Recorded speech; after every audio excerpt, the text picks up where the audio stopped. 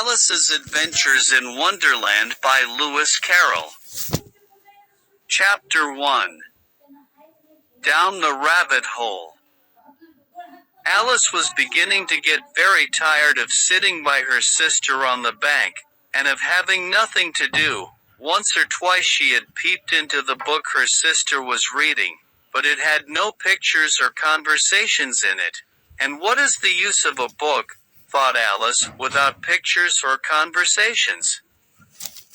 So she was considering in her own mind, as well as she could, for the hot day made her feel very sleepy and stupid, whether the pleasure of making a daisy chain would be worth the trouble of getting up and picking the daisies, when suddenly a white rabbit with pink eyes ran close by her. There was nothing so very remarkable in that, nor did Alice think it so very much out of the way to hear the rabbit say to itself, "Oh dear! Oh dear! I shall be late." When she thought it over afterwards, it occurred to her that she ought to have wondered at this, but at the time it all seemed quite natural. But when the rabbit actually took a watch out of its waistcoat pocket, and looked at it, and then hurried on, Alice started to her feet, for it flashed across her mind that she had never before seen a rabbit with either a waistcoat pocket, or a watch to take out of it, and burning with curiosity, she ran across the field after it, and fortunately was just in time to see it pop down a large rabbit hole under the hedge. In another moment down went Alice after it, never once considering how in the world she was to get out again. The rabbit hole went straight on like a tunnel for some way, and then dipped suddenly down, so suddenly that Alice had not a moment to think about stopping herself before she found herself falling down a very deep well. Either the well was very deep, or she fell very slowly, for she had plenty of time as she went down to look about her and to wonder what was going to happen next. First, she tried to look down and make out what she was coming to, but it was too dark to see anything. Then she looked at the sides of the well, and noticed that they were filled with cupboards and bookshelves. Here and there she saw maps and pictures hung upon pegs. She took down a jar from one of the shelves as she passed. It was labeled orange marmalade, but to her great disappointment it was empty. She did not like to drop the jar for fear of killing somebody underneath, so managed to put it into one of the cupboards as she fell past it. Well, thought Alice to herself, after such a fall as this, I shall think nothing of tumbling downstairs. How brave they'll all think me at home. Why, I wouldn't say anything about it, even if I fell off the top of the house. Which was very likely true. Down, down, down. Would the fall never come to an end? I wonder how many miles I've fallen by this time, she said aloud. I must be getting somewhere near the center of the earth. Let me see, that would be 4,000 miles down, I think, for, you see, Alice had learned several things of this sort in her lessons in the schoolroom, and though this was not a very good opportunity for showing off her knowledge, as there was no one to listen to her, still it was good practice to say it over. Yes, that's about the right distance, but then I wonder what latitude or longitude I've got to? Alice had no idea what latitude was, or longitude either, but thought they were nice grand words to say. Presently she began again. I wonder if I shall fall right through the earth.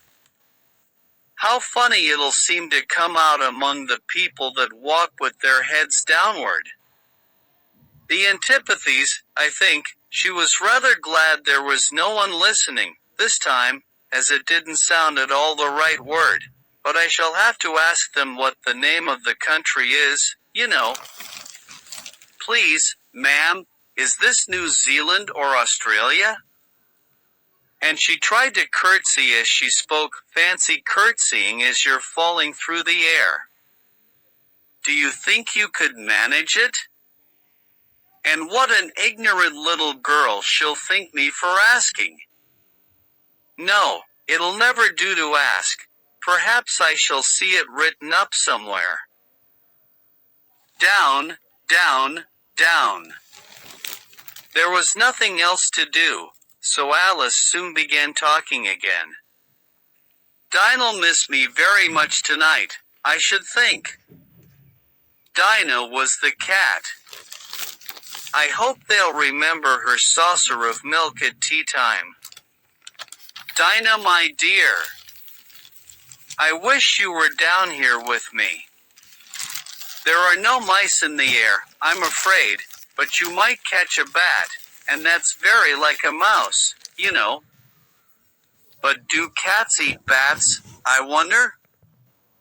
And here Alice began to get rather sleepy, and went on saying to herself, in a dreamy sort of way, do cats eat bats? Do cats eat bats, and sometimes, do bats eat cats? For, you see, as she couldn't answer either question, it didn't much matter which way she put it.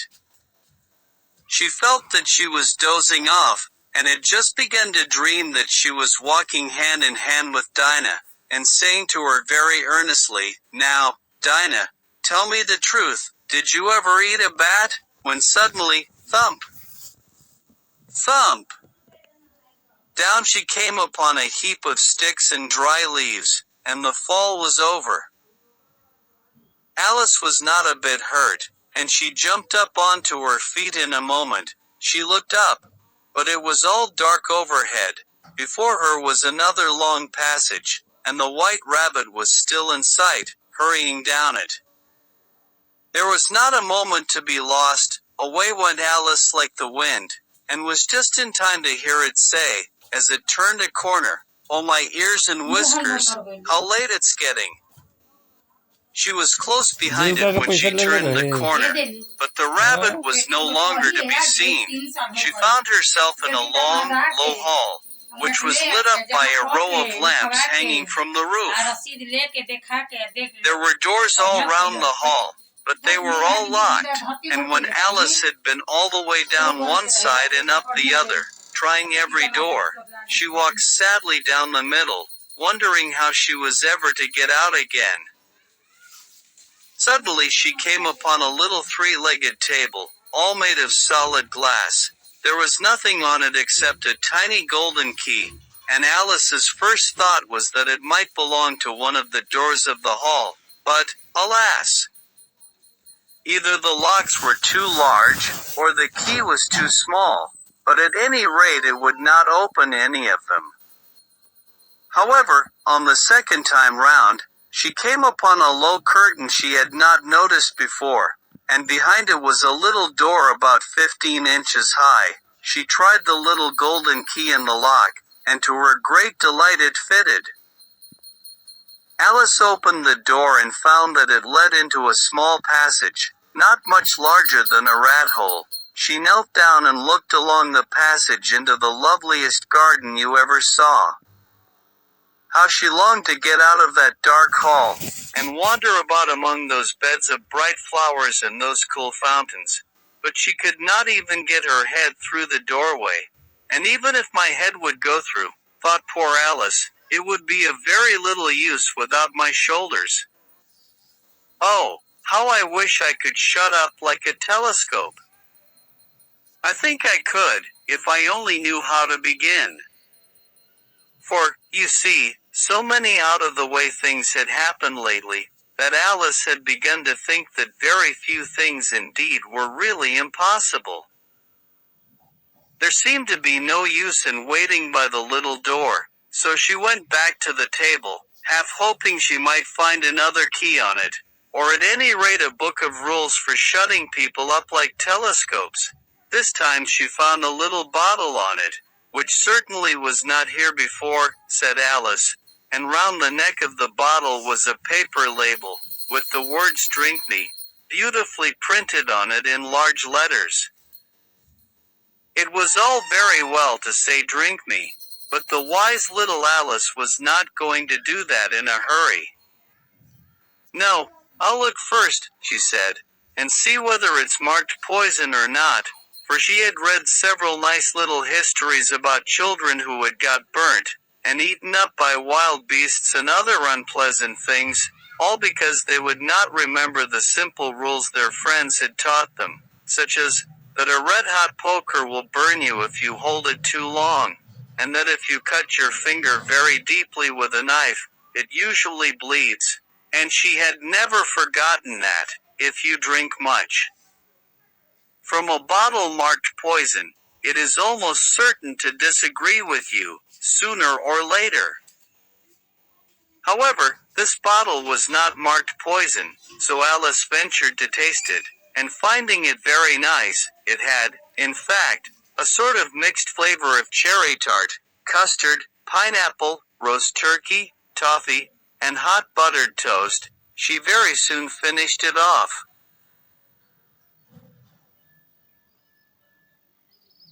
What a curious feeling, said Alice.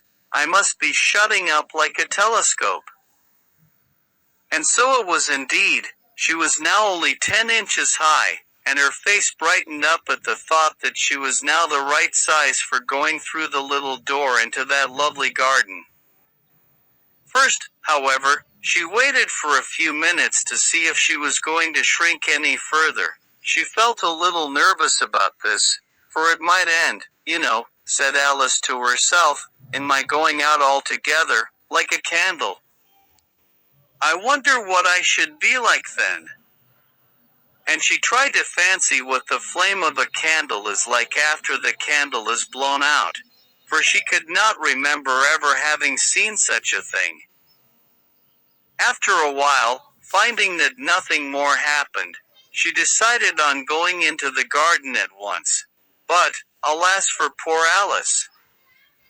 When she got to the door, she found she had forgotten the little golden key, and when she went back to the table for it, she found she could not possibly reach it.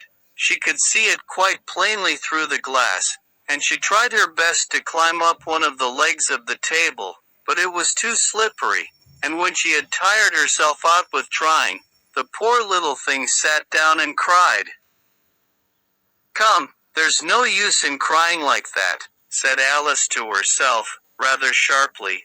I advise you to leave off this minute.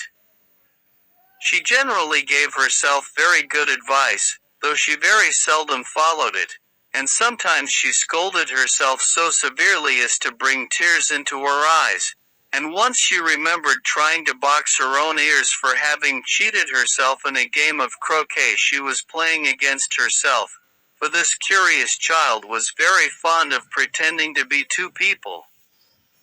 But it's no use now, thought poor Alice, to pretend to be two people. Why, there's hardly enough of me left to make one respectable person. Sooner I fell on a little glass box that was lying under the table. She opened it, and found in it a very small cake, on which the words eat me were beautifully marked in currants.